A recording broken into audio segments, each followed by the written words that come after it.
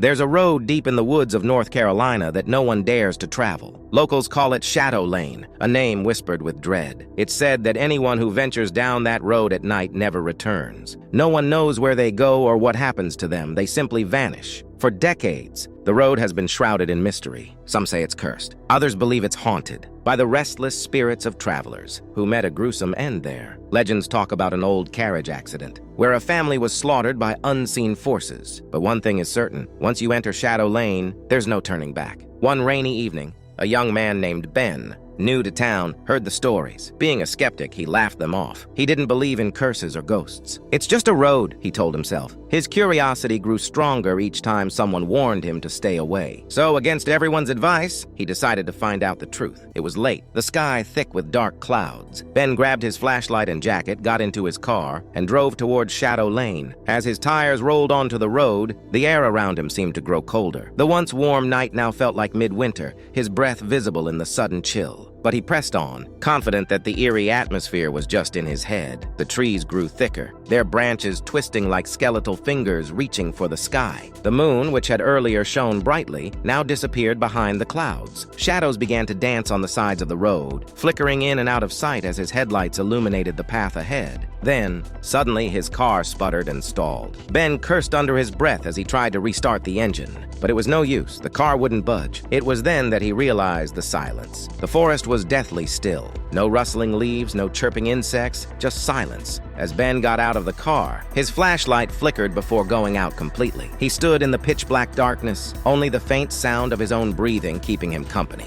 His heart began to race. He looked down the road and, to his horror, saw a figure standing far ahead. At first, it was just a shadow, but as his eyes adjusted to the dark, the figure became clearer. It was a woman dressed in a tattered old gown, her face obscured by long, dark hair. She was staring straight at him, motionless. "Hey!" Ben called out, though his voice trembled. The woman didn't move.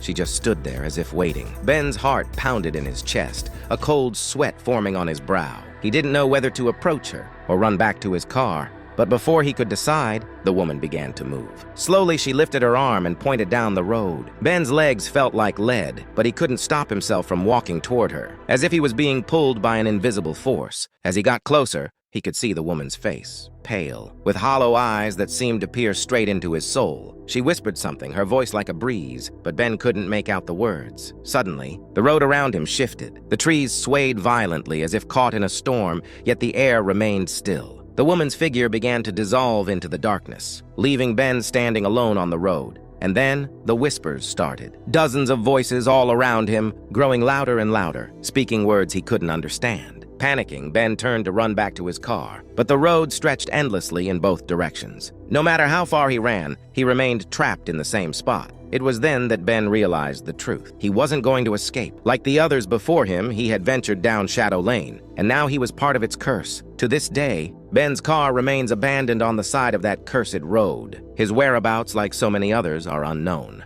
Locals continue to warn anyone who asks about Shadow Lane, but there are always those who, like Ben, refuse to believe the stories. They too never return.